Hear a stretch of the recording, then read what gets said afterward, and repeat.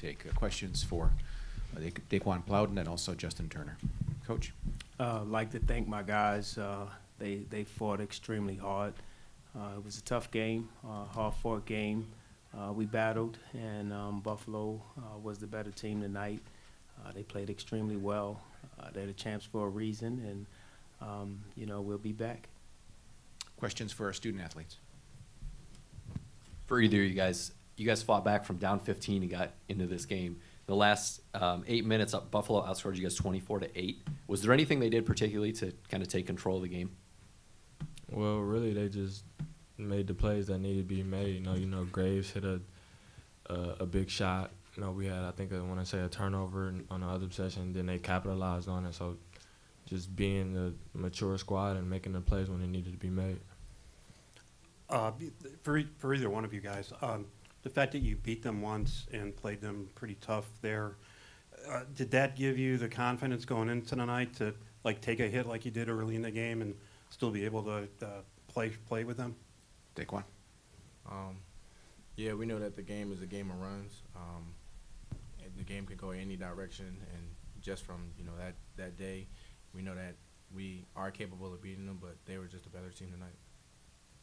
And for either one of you, scouting report coming in, Buffalo wasn't the greatest three-point shooting team. You knew they could get hot, though. Seemed like tonight was one of those nights they just got rolling. I guess kind of how demoralizing is that, knowing that maybe that's something you're looking to give up and they just keep falling? Well, we came into the game knowing that they weren't shooting the best from three right now, but at the same time, we know they're very capable of shooting threes. So we really was going in not expecting them to miss, but still that we had to make them miss. And like you said, they see one, and then that's two, and that's three, and that's four. So.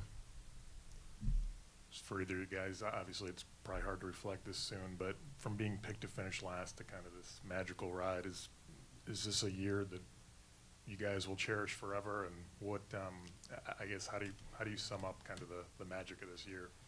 Well, really, we feel like we kind of fell short of the goal. I mean, we did have a year where we were picked to finish last and things like that, but we still came up short. So this going to sting for a minute. And then, the sophomores, me, Dave, Dylan, people that's coming back, we're going to get right back to work because the goal is still not accomplished.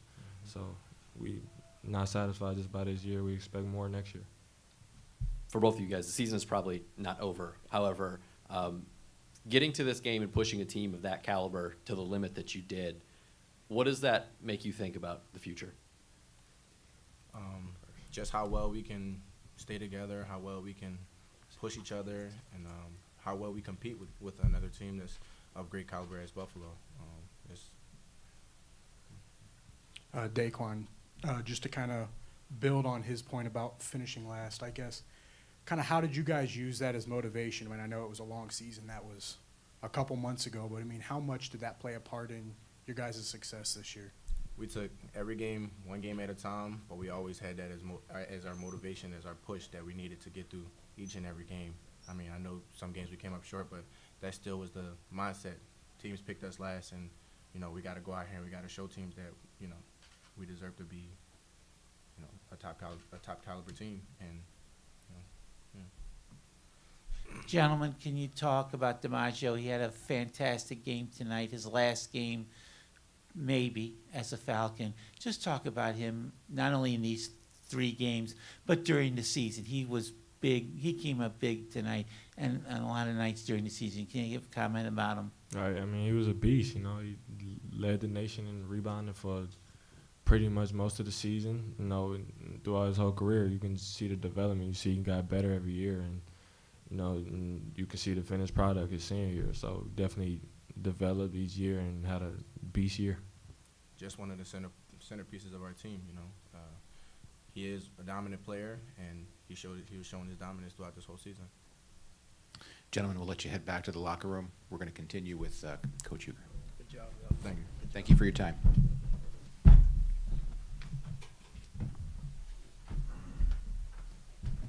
Michael, just obviously have an appreciation for Bowling Green history. Fans kind of gave you a big ovation coming off the floor. Even though you guys did come up a little short, you think this is a team fans will remember forever? I think we will be one of the teams that they will remember. You know, just from what we've done, the things that we were able to accomplish, the home record and sellout crowds and different things, and being able to beat a 18th ranked Buffalo team at home. So I think a lot of fans will definitely remember that. You know, we came up short today. We would have really been remembered if we would have won tonight. So, you know, it is what it is. Just playing a team of their caliber as tightly as you did for as long as you did, at the end of it, do you just give them credit for making the plays that need to be made at the end of the game? They get all the credit for making plays. They made the plays. Harris made the shots that he needed to make. Graves made the shots that he needed to make.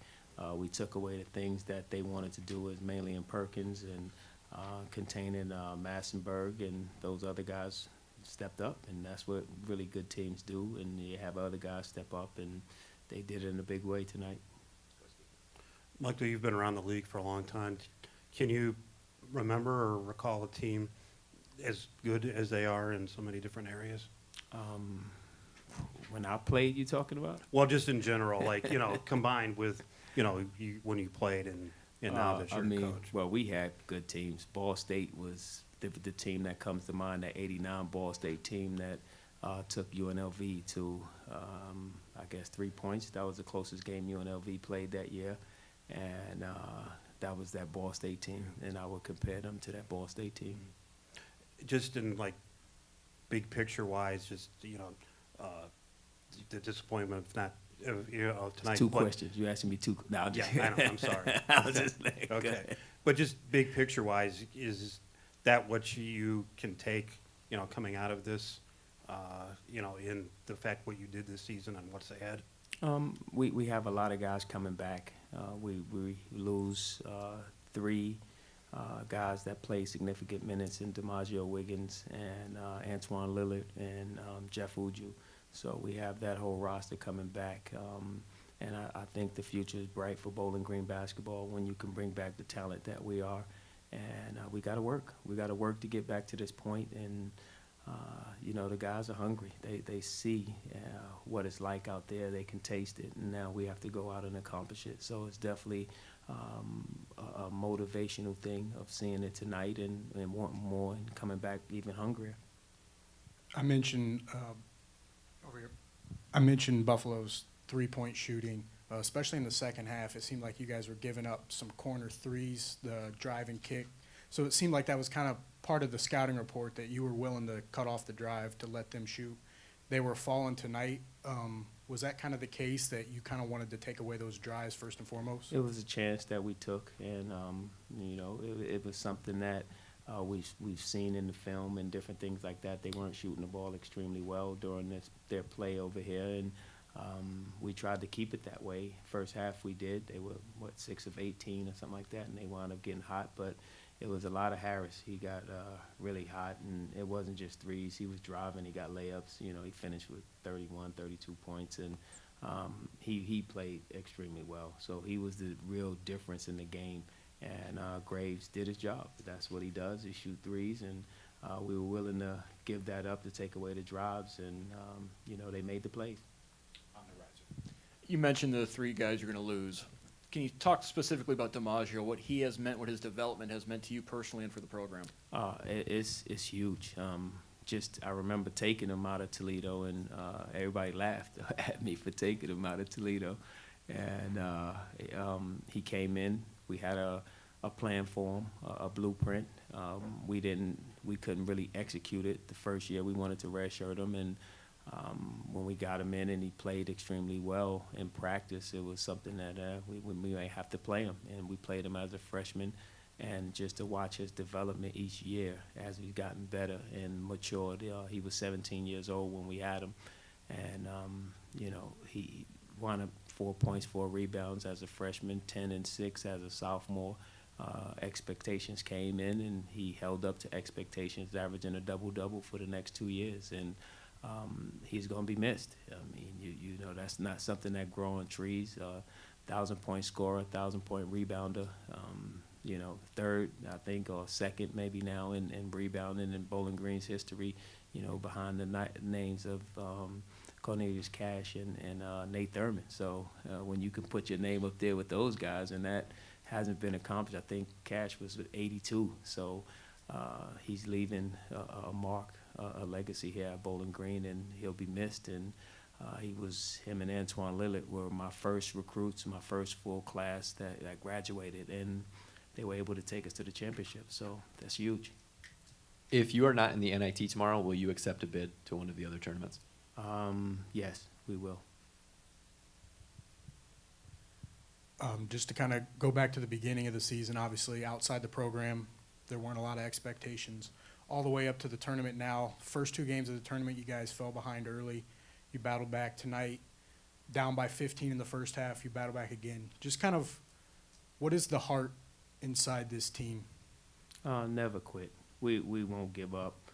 We'll fight till the end until the horn sounds. And it was something that we were building for 4 years, and it took some time to get to this point. But we felt that we have arrived, and just going to the preseason, thought that we should have gotten more respect rather, and didn't. But that's the way it goes. I mean, they got to pick somebody first, and they got to pick somebody last, and that's what it is. And we had to continue to play. So, but I enjoyed where we were able to go this year, and looking forward to what we can do in the future.